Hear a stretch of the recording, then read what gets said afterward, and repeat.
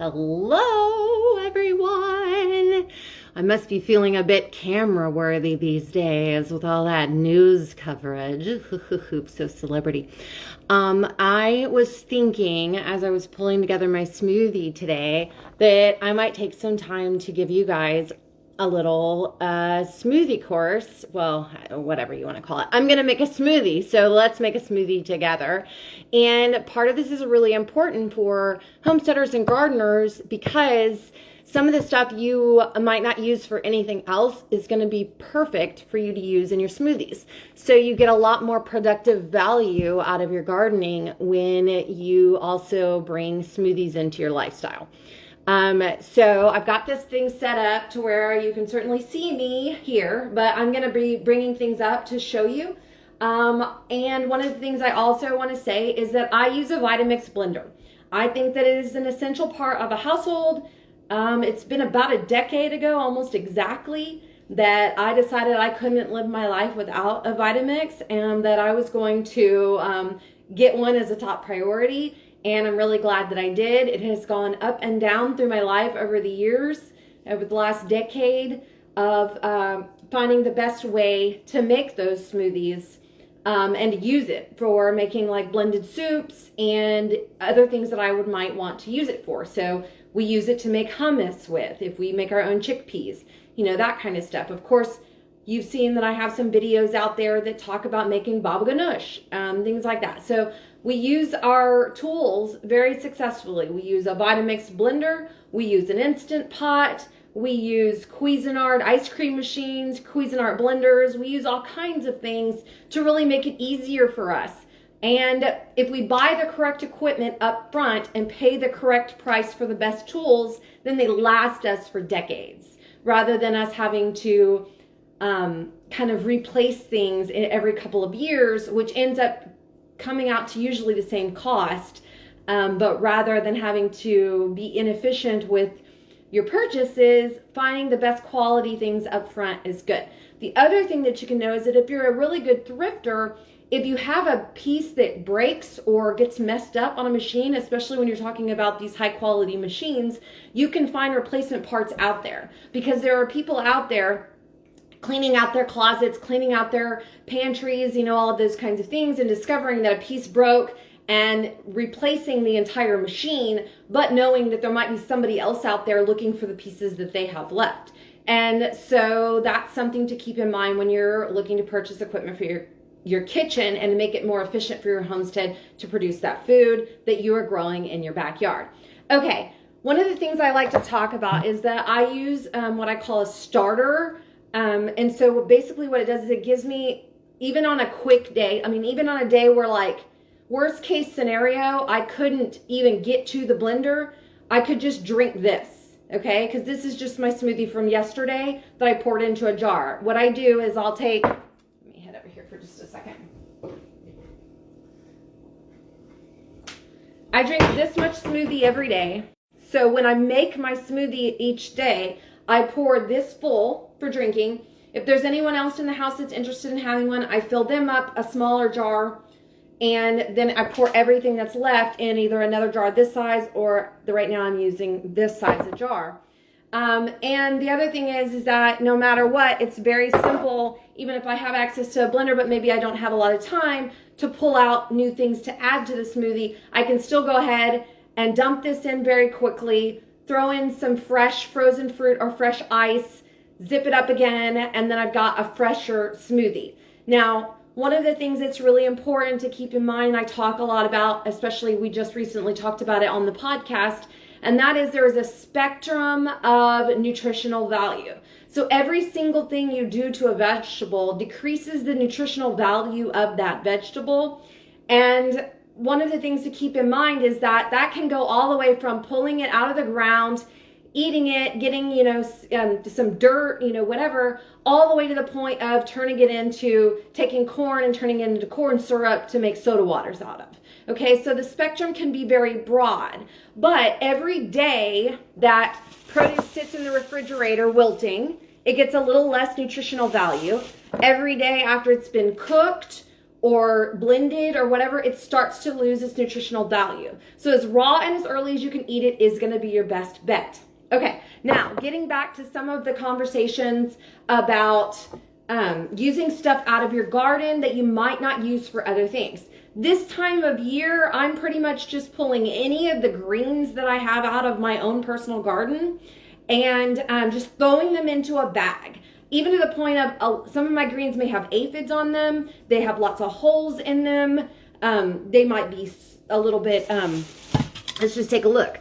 I mean, you see, this isn't a pretty leaf here. I'm certainly not going to buy that from H-E-B. And a lot of folks would go in and just pull all this stuff out and throw it away. This is nutrition. It's valuable, it's important, and it's a good thing for us to use in our smoothies. Okay, so what I'll do then is just grab from this bag of just, I mean, and I'm telling you guys, here, let me flip it around so I can show you better.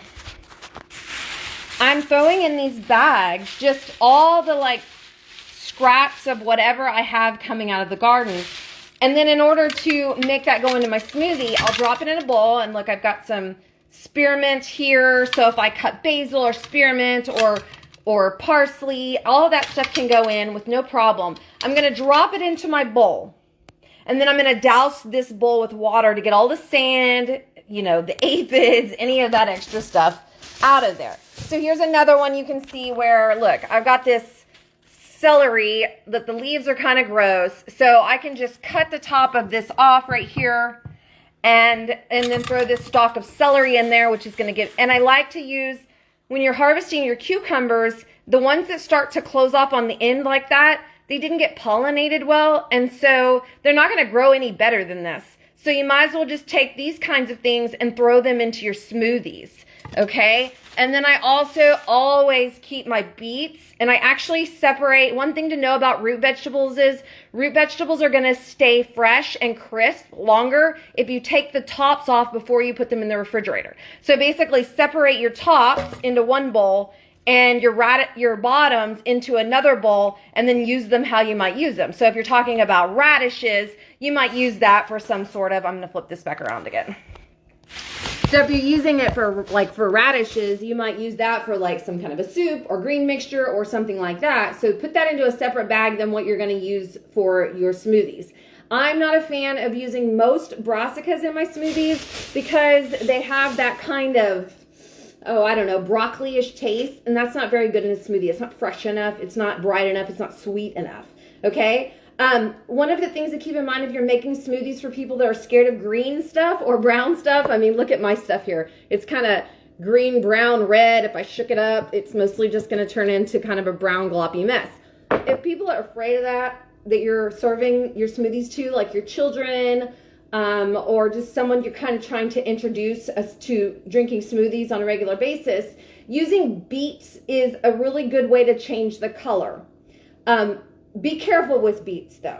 I like to only use a little bit of beet. And the reason is because beet can actually give your smoothie a very kind of like earthy, dirty kind of beet flavor to it that can be overwhelming. But it's really, really good for you. It's very good for our hearts, and there's all kinds of things information out there about that. So I'm gonna grab, these are the parts of my smoothie maker that I have to wash every single day. So it's not like it's some huge, massive, messy, disgusting mess that I have to clean up every single day. Okay? So I've got the pitcher that needs to be rinsed out and set over on my drying rack. I've got the top of my machine that needs to be rinsed off. And I've got my stick that I use to. And all of this stuff rinsed immediately after I get done making my smoothie. Then I'm done with the cleanup process. It's not that big of a deal. It doesn't have to be a huge ordeal of making a smoothie. Okay? And then I'm going to take this bowl that I mentioned to you earlier, where I threw in all of the little leaves and all of that stuff. I'm going to go ahead and pop off some of this ugly stuff from this celery that I don't want to put in there. Throw that into my chicken bowl, because my chickens will use that and it'll become compost. Toss that into this bowl, because this bowl's about to get washed. Let's see, I think I might want to do one more celery. Celery can be really, really good in your smoothies for nutritional value. And then, of course, I'm going to throw one. I think I've got just one, maybe. Let's see, do I have another one in here? Two. I got 2 little cucumbers here that are going to be perfect for my smoothie. Okay? So then I'm just going to take this over to my sink and I'm going to douse it in water.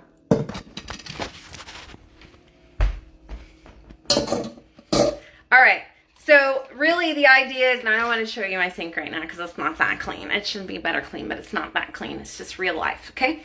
So what I'm doing here is just putting some nice cool water. Anytime you're doing any kind of lettuce or greens or anything like that, especially when you have a lot of sand in your garden, and if you don't have a lot of sand in your garden naturally, but you have a lot of clay in your garden, then you're going to want to add sand to your garden. And so the sand gets all up in those leaves. And so really drenching your bowl. Once I get it all nice and full, I'll show you. I just don't want to show off too much girlness in her. Okay, let me flip it around so you can see what I'm talking about. Literally, I'm just getting all that stuff out. And it'll start to float to the top. All the sand and all that kind of stuff. I'm just dredging it in water. The sand that was on these cucumbers. Another good one would be a carrot that didn't grow real pretty. You might throw the bottom of a carrot off in there. Okay, I got that bead and got it all nice and washed up. Got that there. Okay, then I want to, this is why I need a cameraman like Joe all the time in my life, right? Okay, so then I'm just going to rinse, I'm just going to pour this out. Man, I got skills to like pay the bills, literally. Okay, I'm not going to worry about using my salad spinner on that because the liquid in my smoothie is going to be fine. It's going to be helpful. So I'm taking my smoothie, you can see my little thing here, and I'm tossing all this stuff in. It's okay if it's got a bunch of water on it, no big deal. On this, it's kind of up to you, but the more of the dirt part of the beet that you cut off, the more likely you are to not get that dirt flavor. So I'm just going to cut off the little tail and the top. This is just because I want to show you what it looks like on the inside. This is a Chioggia radish, so it's not going to turn things bright red. It's this one of bullseye radishes. Okay, so I'm throwing those in there. I'm throwing my cucumbers in there. Okay. I'm going to go ahead and pour. Well, go ahead and pour my smoothie from yesterday in there. That alone is enough to get me going without adding anything else to it, if I didn't want to add anything else to it. Now, other things that I might choose to add to it, as I'm creating my base smoothie, other things that I might choose to add to it would be dried mushrooms. That's a thing I use pretty regularly. Avocado. Bananas. Here actually I have this is a perfect banana. I'm going to throw that one in there. Let's do that. This little brown banana right here, it's going to add some sweetness and some texture to my smoothie. And my kids like bananas like everybody else's kids do. And so we always have bananas around the house, and there's always a brown one. So the brown ones are the ones that get to go in my smoothie. And that's a thing to keep in mind. There's an opportunity when you make smoothies not only to benefit your health, tremendously benefit your health, but also to use up your waste.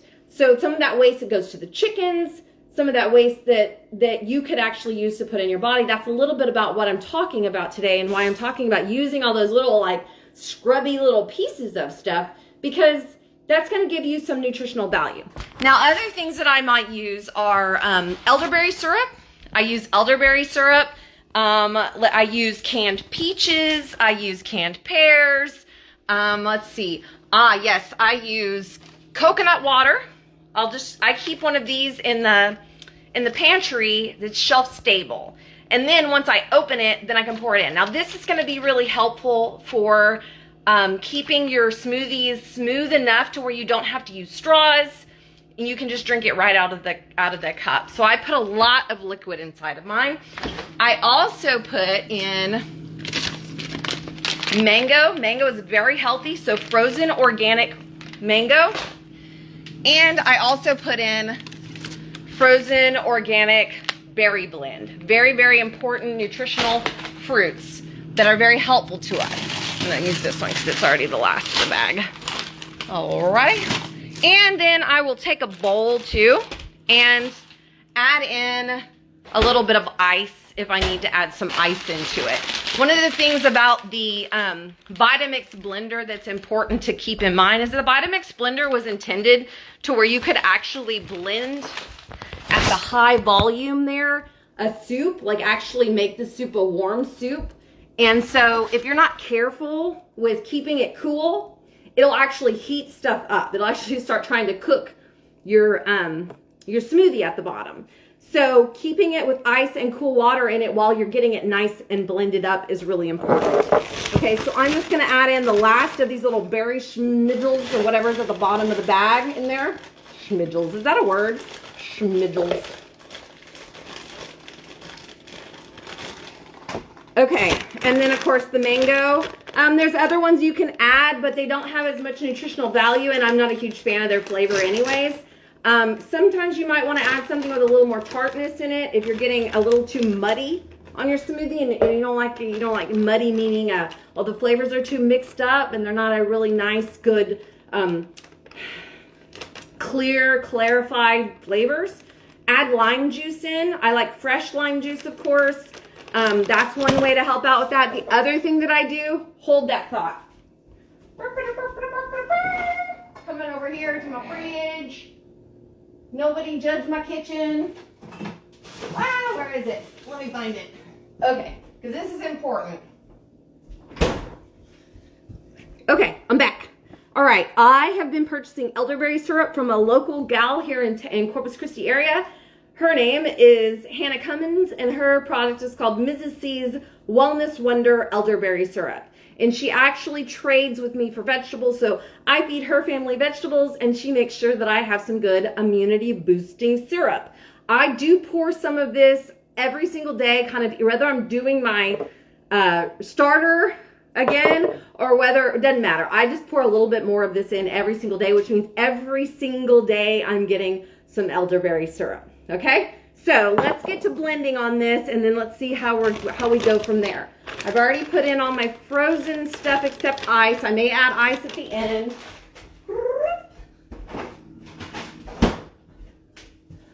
Okay, I'm back. All right, here we go. Let's see if I can get this where you guys can see it. I actually want to put it like this. I was hoping that maybe you could actually see my little... You know what I'll do? I know what I'll do. I'll flip it around and then show you like this. Now, don't judge my little dirty part down here, okay? I probably need to clean this part too. This part's the part that I clean, and like I said earlier. But, okay, so if I'm going to use this thing, don't forget to put your top on it, otherwise you'll have an explosion, and that will be a much bigger mess to clean up. One day I dropped my jar. Hold on. I'm going to set this. I need extra hands. Okay, I'm putting it down here now. Oh. Okay, all right. Now I'm going to bring it back over here so I can show you guys what I'm doing with my little Vitamix. Okay, so I've got it all going. You can see that there's a bunch of stuff in here. I've got some liquid that I can put in it to help it blend a little bit better. The first thing I'm going to do is flip it to on. And you can see that it then starts. Then I'm going to slowly raise my speed up.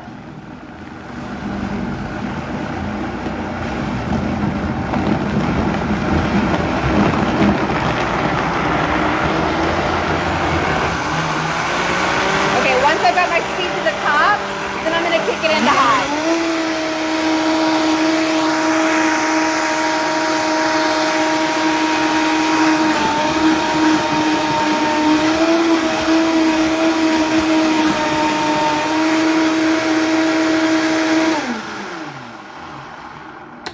Okay, now that part's important because that's how you keep from having a bunch of chunks in it. So getting it really, really nice and blended, using a good blender and doing the blender correct, following the instructions on the blender so that the blender can do exactly what it needs to do and get everything chunked up. So if you're putting berries in, you're going to have seeds in there if you're not careful about that. There's all kinds of things. I threw that cucumber in there. There's all kinds of things that can leave large chunks of stuff that you don't want to leave in there. I'm going to go ahead and pour in some more coconut water because I could tell that it's a little thicker than I want. And I'm a one pot wonder. I don't really use the specific directions, this, that, you know, whatever, when it comes to the amount of stuff I pour in. I just pour in a little bit, knowing that it's not going to go to waste because I'm going to use it each day. Okay. And I'm going to go ahead and grab myself a bowl.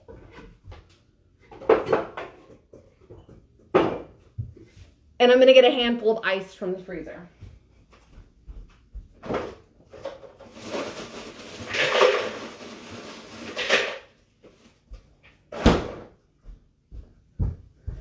That's it, just a little bit of ice, okay? The other things that I add are protein. I add nut butter. I add protein powder. Those were all things I didn't need to add today because I had already added them beforehand. I also, when I talk about that whole concept of waste, I use other things too. Like I had a bag of seeds that if I didn't use them, they were about to go bad because seeds, keep your seeds in the freezer. They last longer. However, seeds and nuts for that matter. However, if you've had a few that you're like, they've been around, nobody's eating them, this is a good way to use that. Seeds and nuts blend, but you got to have a good blender and you got to use the blender correctly in order to get it all really zipped up really nicely. Okay, give me 1 second with this noise.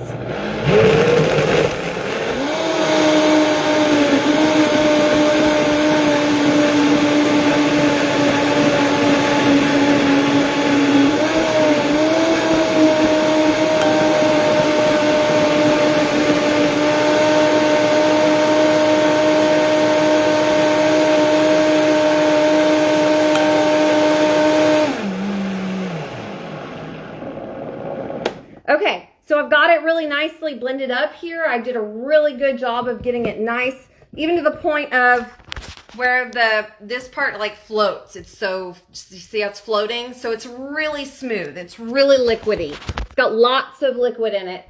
And one of the things I can do, and I told you that it's really important that you make sure that you clean up this stuff right away so that it doesn't become a cleanup issue, right? I like to taste it like that just to make sure that it doesn't have some kind of weird floral flavor I'm not used to, or I need to add more lime juice to it, or whatever. This is a pretty hearty smoothie because I've had a lot of greens and things to add to it. So that's some stuff I'm going to do with that. This is going to go straight to the sink to be rinsed off immediately. And I'm going to go ahead and pour let me set that down right there. I'm going to go ahead and pour this the way I normally do, right? So this is today. I'm going to drink all of this. Now, this is a break fast for me, which means I haven't eaten anything yet. And I do intermittent fast for the afternoon. I try to eat as early as I can in the evening. Try to be done by 9, 10 o'clock at the latest. So about this time, 12, right before I need to head out to do some work, that's going to have to shift in the summertime because it's too hot in the middle of the day to work outside. But currently, this is still working for me thanks to the 66-degree morning May we had today, right? And then the rest of this is going to go, I think I'm actually going to transition to a new container.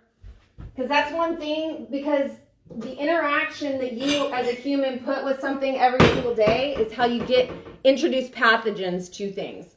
So every once in a while, switch out your old container. Don't keep using the old one again. Get a new container, fill it up. Get a new lid, clean, nice lid, close it up, put it in your fridge. And then this is my breakfast for today.